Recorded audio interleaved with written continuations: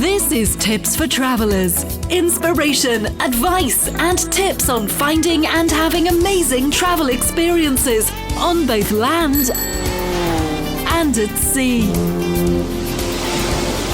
Get more tips on must-see and must-do travel at tipsfortravellers.com. Well, hello, I'm Gary Bembridge, and this, of course, is another episode of Tips for Travellers. Glad you could join me in today.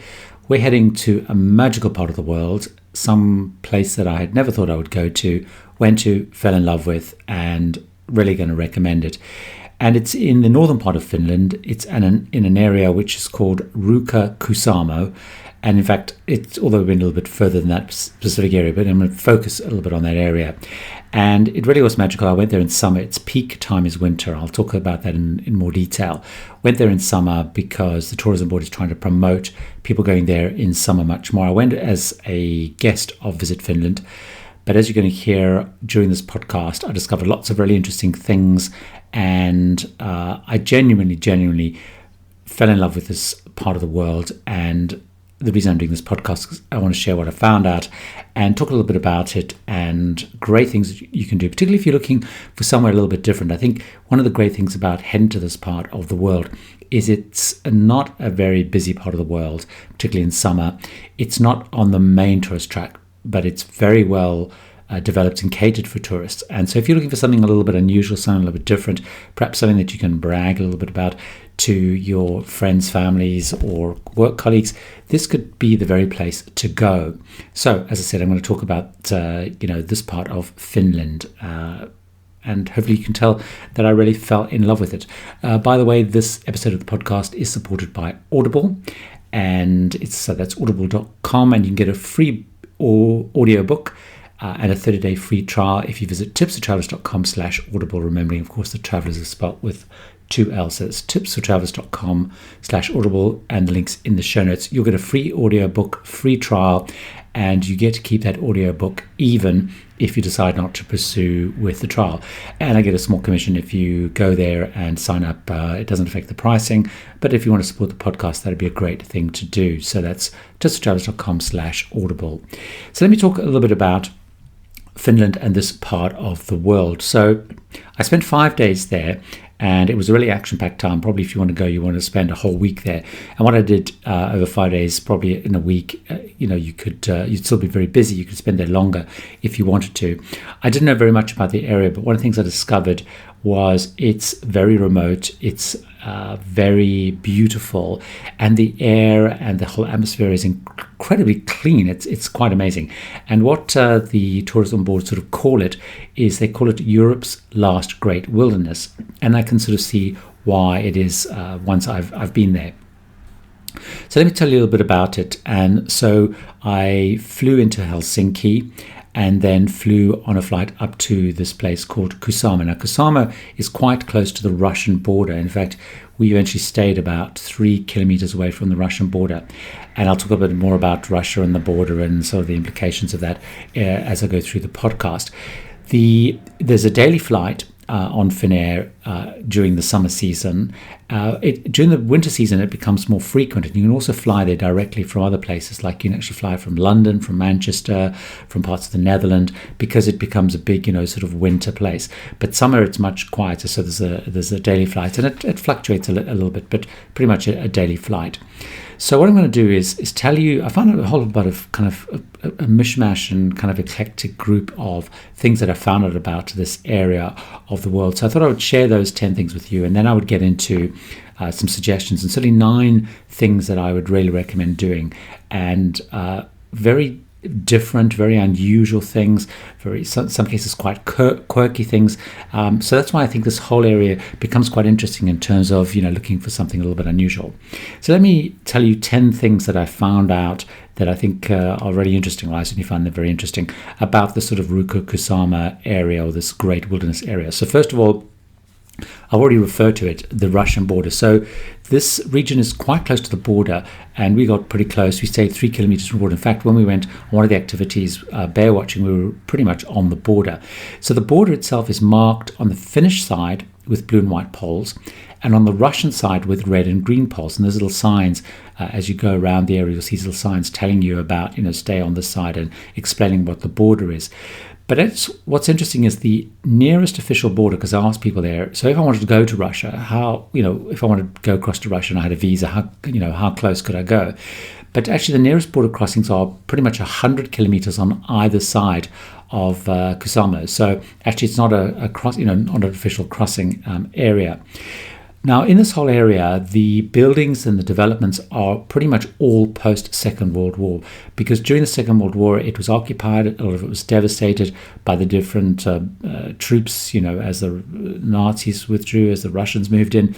So this whole area has pretty much only really been sort of redeveloped after the Second World War. So some of the places you go, the buildings look quite old, but they're not actually old at all. They are pretty new. The second thing I discovered, although it was there in summer, is it's got an extremely long snow season. It's got 200 days of snow. So there's 365 days a year, 200 days of snow, and it can be very thick, up to 1 meter thick. And it has what they claim the longest non-glacier ski season in the world. So pretty much the season starts in October and it runs all the way through to May. So actually the summer season is quite small. The winter season's very long. So it is a very long snow season, which is why it's become such a popular place. And because it's quite remote and the snow is very white and fluffy and beautiful snow, so that's why it's very popular.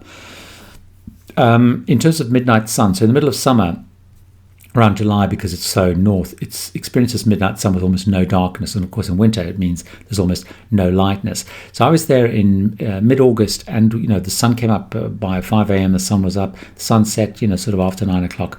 But it's what also the locals told me, although it's very dark in winter because you have very short light days, because if you have this this blanket of white snow, it actually seems much brighter because there's a lot of reflections of the pristine snow, and because it's so remote and it's not a lot of development here, the snow is just white and it's all over the place. So it actually it lights up the area, and it's one place I would really like to go to in winter.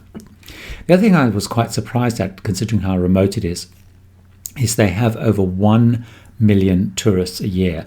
And the region apparently has been attracting tourists for over 150 years. So Finnish artists used to travel there. It took them weeks and weeks and weeks to get there, and they would paint and be inspired by the scenery.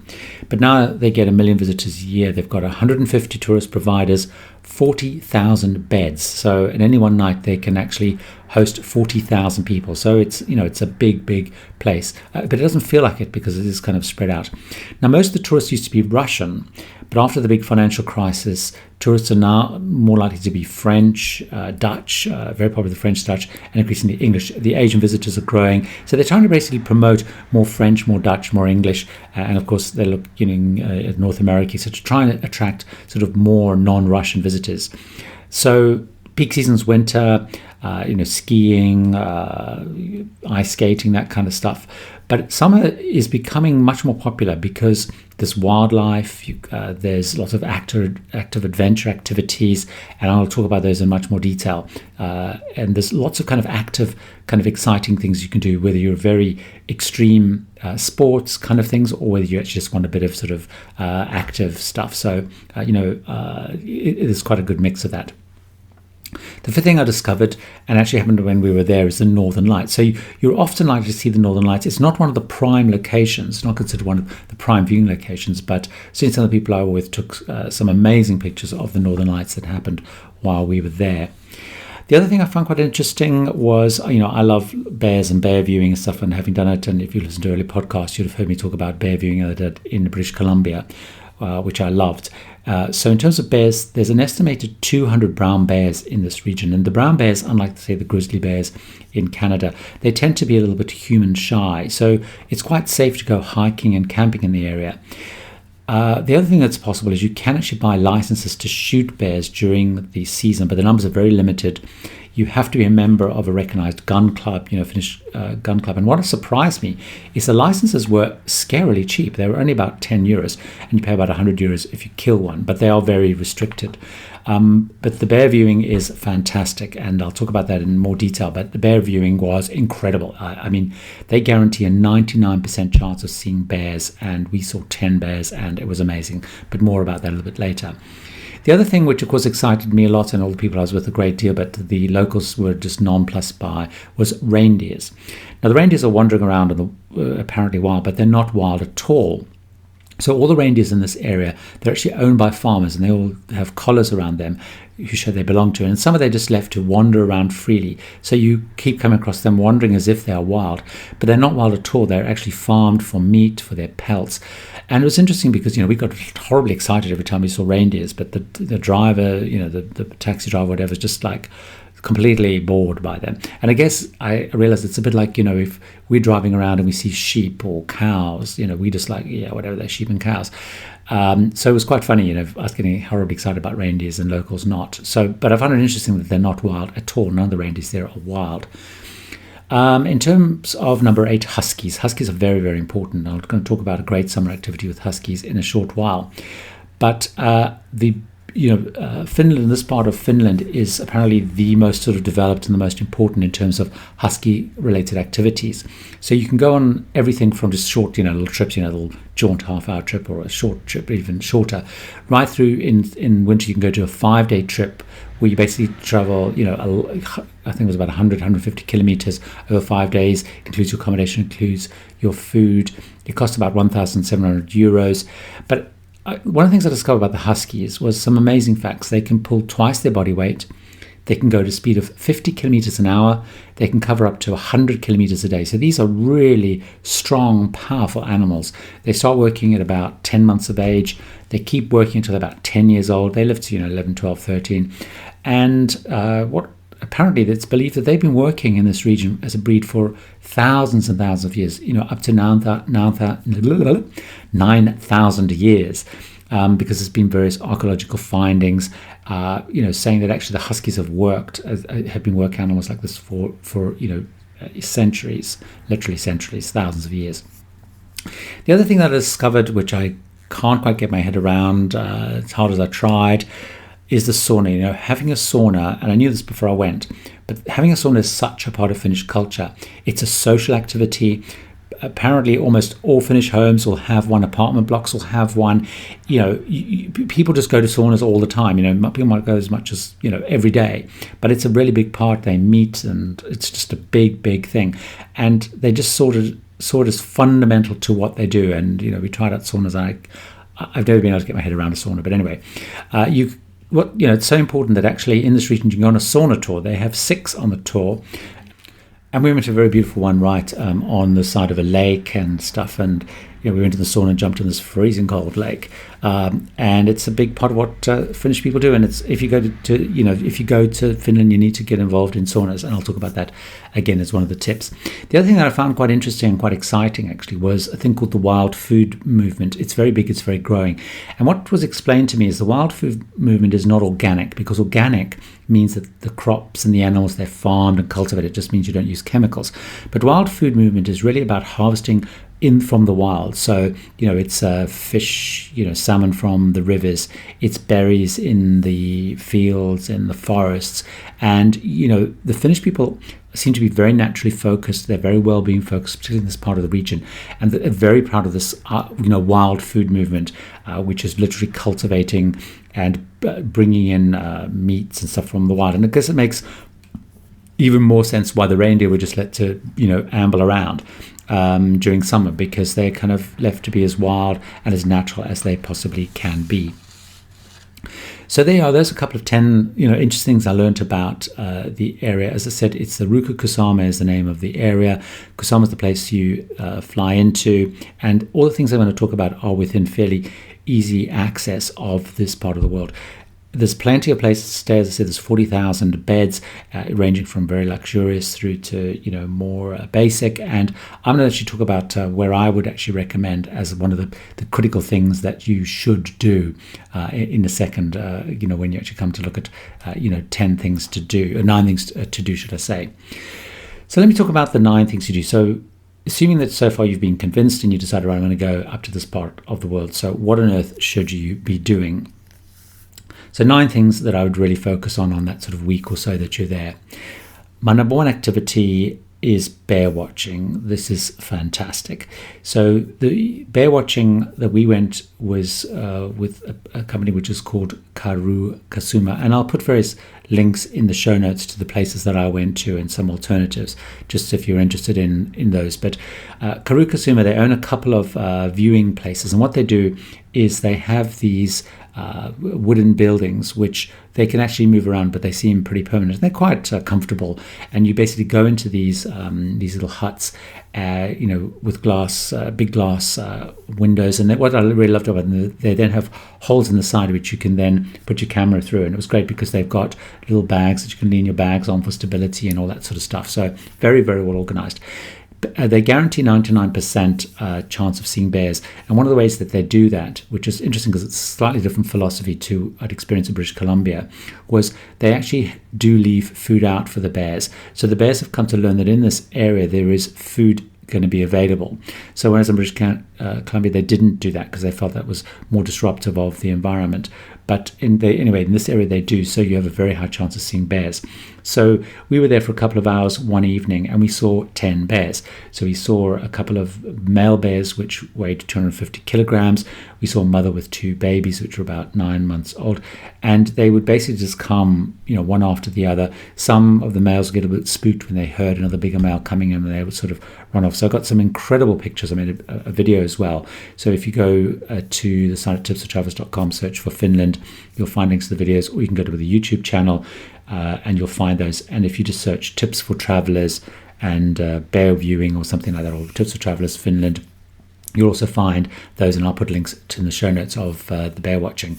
It was an amazing experience, and this is where we went. Pretty much, we were right up on the Russian border, and it was just a most incredible experience. And certainly if you want to go brown bear watching, they come pretty close. You still need a good lens, probably. I had I think a 300 lens, so 300mm lens. So I got some great pictures. So you need a pretty good lens still if you want to get great pictures of them. But it was really, really amazing. So that's bear watching with Karhu-Kuusamo. The second thing I did, which was fantastic, it was a little bit more active, was a husky hike in Oulanka National Park. And the company there was called Susi Huskies, which they have 200 and something huskies, mostly designed for the winter season, all those things I was talking about. So basically the way that the hike works is you have a belt around you, you get attached to a husky, and then you go hiking. So the huskies, because they're sort of pulling you along, so as you go up sort of hills or around, it does make the hike so much easier. And I've also done a video of this. So again, all those links, and again, I'll put it in the show notes. You can see how it all works. But it was really fascinating. Now, Oulanka National Park is a massive, big national park, and it's a very beautiful national park. So a lot of people go hiking through it anyway. So we pass lots of people, just simply hiking. So if you don't want to do the husky hike, you can also do just a normal hike. But it's a very beautiful national park, a very beautiful welcome center, lots of maps and things. Lots of people will go and they'll camp and stuff out in Oulanka National Park. But you can just go and do this husky hike. I think we did a 5-kilometer hike. It took a couple of hours or something. It was fantastic, and just getting close and seeing these incredible animals was just amazing. And the guy who ran it was just fascinating. He gave you lots of stories about huskies. He explained a lot of the berries and the fruits, and it was really a great experience. So actually going on one of these sort of organized hikes was fantastic because we learned so much more about it, and he took us and showed us some waterfalls and some rivers, and it was really, really amazing. So Oulanka National Park, definitely hiking. And if you want to go hiking, I really look at the husky hike. It's just something really unique and different and unusual. The third thing which we did, which was also quite active, although not massively active, was a canoe trip. So, and I apologize if I pronounce this badly, but the river Oulankajoki, which runs through the Oulanka National Park. We went canoeing down there. So it was 2-man canoes, and it was done with a company which is called Outdoor Passion Finland. And they took us basically down this river, and this was amazing. It was, there's no one else on the river at this time of year. There was just us. It was incredibly calm. It was incredibly peaceful. The river flows quite fast, so actually it's not particularly strenuous because you basically go downstream with the river, and it was incredibly quiet. It was actually almost slightly bizarre in a way because you don't hear lots of birds and stuff. Often if you go through sort of wilderness areas, there's some noise still because there's birds and stuff. It was so quiet, so peaceful, and it was a great experience. I really loved it. And as I said, it really wasn't that strenuous on a two-man canoe. Something which doesn't actually appeal to everybody, but if you do have a little bit of bravery in you, I would really recommend it, which is whitewater rafting. I've only been whitewater rafting once before in Australia, and this time we went on a different river, which is called River Kitkajoki, or Kitkajoki. And it went through the river, again goes through part of the Oulanka National Park, and there's different rafting options you can go. So if you're sort of under 18, there are rapids which are on the lower scale. So basically there's a category 1, 2, 3, 4, 5 and 6, and a category 1, 2, 3 and 4 are the only level that people are allowed to take, sort of amateurs, if you like, people who aren't trained sort of rafteers, whitewater rafteers on.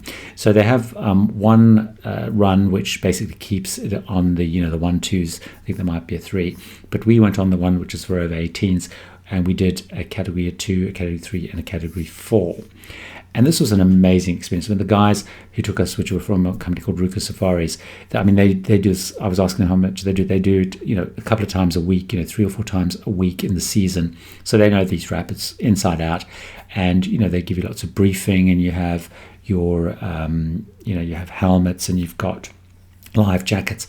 And the only thing I would say is make sure they do give you some waterproof gear, but make sure you've really zipped it up well, because I had all this waterproof gear on, but somehow, despite it all, some water got sort of up and down, sort of down through my neck, and sort of wet me down the inside, which was bizarre since I was all wrapped up. So make sure you're kind of well wrapped up. This is a great experience. I absolutely love whitewater rafting. I mean, you don't feel risky or dangerous or whatever. I think there was 6 or 7 of us on the raft. It was a great experience, and I've got some footage of that. I had a little GoPro and a couple of photographs and stuff on the site, tipsfortravellers.com. Really exciting. Ruka-Safaris is the people who do the whitewater rafting. So we basically went down category 2, category 3, category 4. The category 4 was 700 meters long. It was just really exciting. And then you have to sort of walk back a bit. So you come down, they show you this right down the bottom. There's this big waterfall and stuff which you can't raft down, and then you sort of walk. You walk back, a kilometre and a half or something into the van, which takes you back to the centre.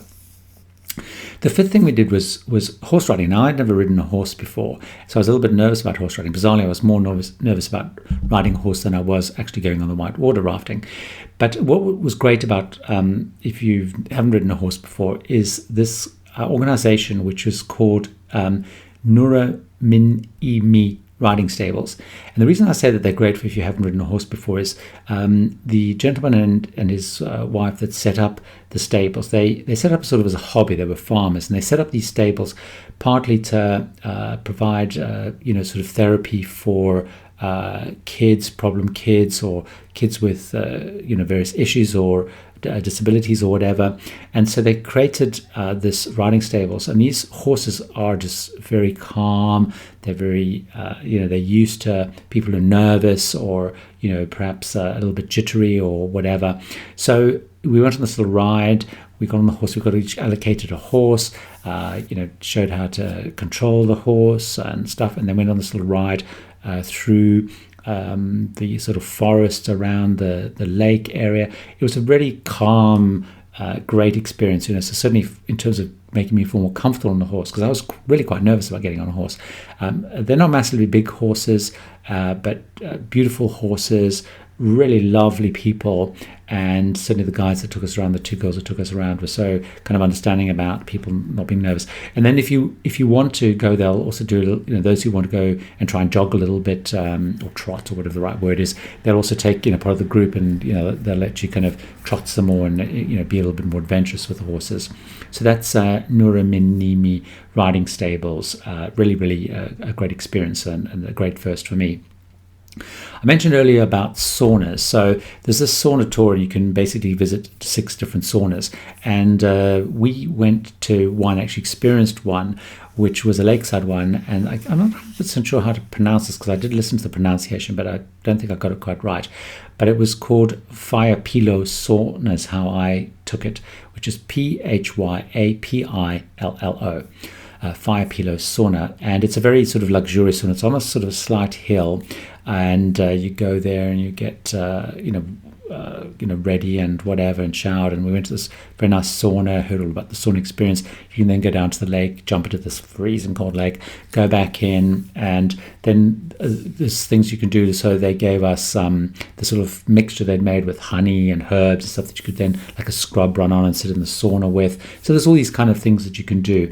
And in fact, one of the saunas on the sauna tour was at one of the places we stayed, but they were renovating the sauna ready for the winter season, so we didn't go to it. And I'll talk actually about this place in a little while, but those are two of the places. So, but I think if you go to this region, you need to experience the sauna, and the sauna tour is a great way of doing it. In fact, they even have one of the vehicles which is sort of a sauna on the go, if you like, which takes you around the different saunas. So that's, if you're looking for something unusual to do one day or whatever, the sauna tour is a great thing to do. Now, a little bit further away from the Ruka-Kuusamo area, it's about, I think it was about an hour and a half, maybe a bit longer drive, is a place called Syoto, Syote, Syoto Hills. And we went to stay in a hotel which is called Iso Syoto Hotels and Safaris. And the reason we went there is because they have been developing this concept of mountain biking. So obviously in the winter season, people go there to do winter sports. But I guess they're looking for something to get people to come there during the summer. And they've created all these mountain biking trails. Now they're right up on the top of the hill, so there's this incredible view. And they have a whole collection of bikes, so you don't have to bring your own bike. And they have lots of really contemporary and modern bikes. And then you can go on different degrees of difficulty mountain bikes. Now it's quite challenging. So actually, I think they probably overestimated our ability at cycling. And so some of the people I was with sort of said halfway through, okay, I'm not sure about this. So basically, you go down the hill on the mountain bike, and then you can then either go on a very simple tour, which keeps you pretty much on simple paths, or you can go right into the forest, which is what we did. We went right into the forest, and so you're cycling through different areas which are a little bit bumpy, up some hills, down hills, some rocky areas, and some areas where they've laid sort of planks along the way, which I wasn't very good at staying on always, and actually fell off the bike at one point. But it didn't really injure myself, because actually it's very soft, mossy ground, so it was fine. It was just more probably my pride than anything else. But we went for a couple of hours mountain biking around. Now, as I mentioned, they're on the top of this hill, this incredible view. So you go down the hill first of all, but what's great is they then have like a VW combi van thing, which takes you back up the hill, so you don't have to cycle up the hill.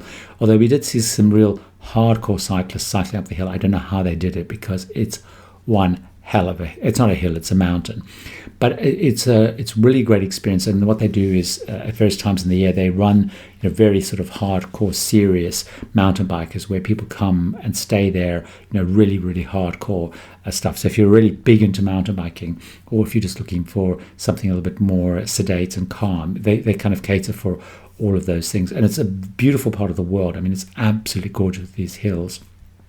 But as I said, it's probably about an hour and a half away.